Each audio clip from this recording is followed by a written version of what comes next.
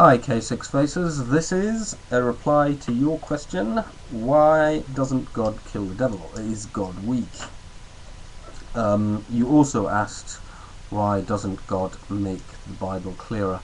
I think these two questions are really very similar. They're questions about why doesn't God use his omnipotence, that's his total ability to do anything he wants, and his omniscience, that's his total ability to know everything, to make life just a lot more wonderful for everybody.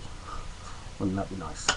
Right, this is an old question. It's been debated for centuries, ever since Christianity started. It's called, theologically, it's called the problem of pain, and you'll find a lot of people writing different things about it. So this is just my answer. Okay, first thing to realise is that when you're saying, why doesn't God kill the devil? Well, what are you talking about?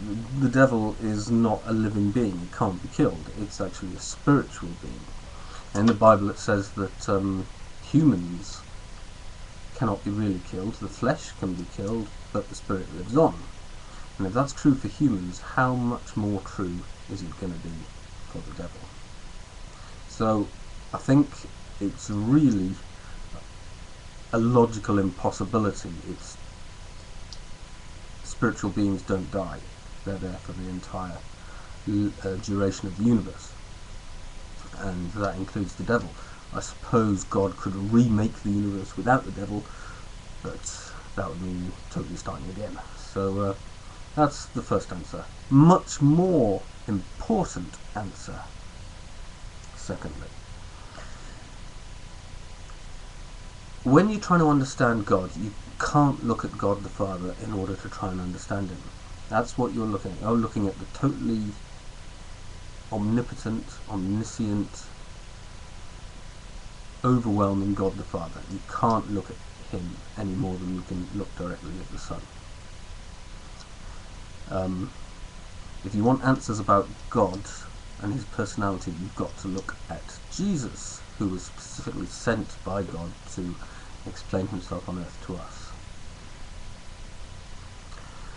And so when we look at how Jesus approached the devil, well, Jesus went out into the desert for 40 days and fasted, and the devil came and tempted him. The devil tempted him by saying, if you're hungry, turn these stones into bread. And Jesus said, no thank you. And the devil said, if you want control of all the kingdoms of the earth, then all you have to do is bow down and worship me, and I'll give them to you. And Jesus said, no thank you.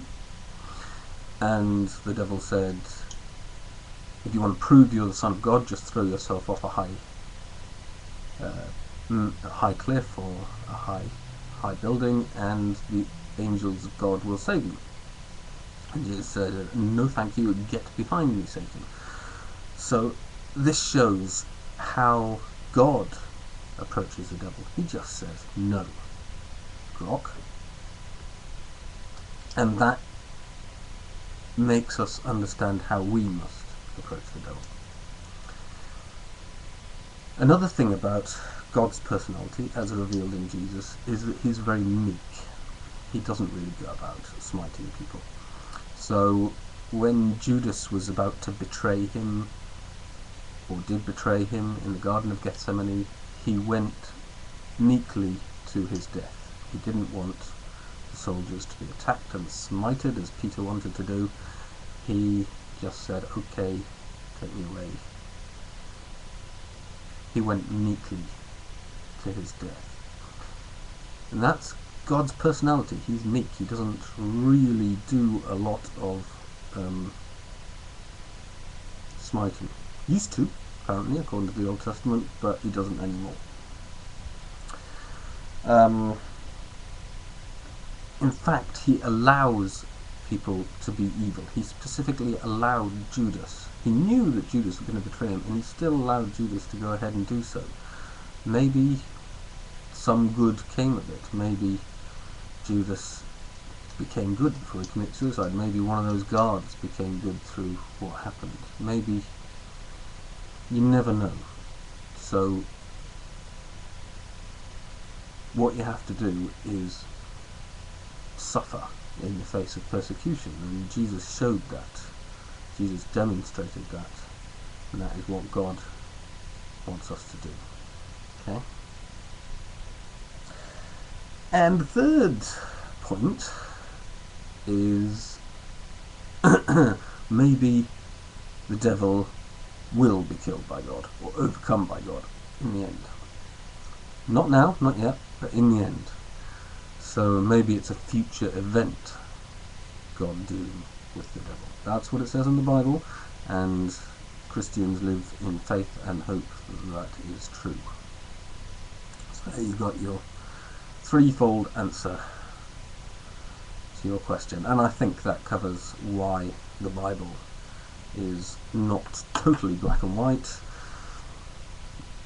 You've got to look at it and make up your own mind. God allows people to make up their own minds. That's really the answer. It's to do with free will. Okay, so that's my answer anyway. If you've got any reply or questions, do post. Thank you. Bye.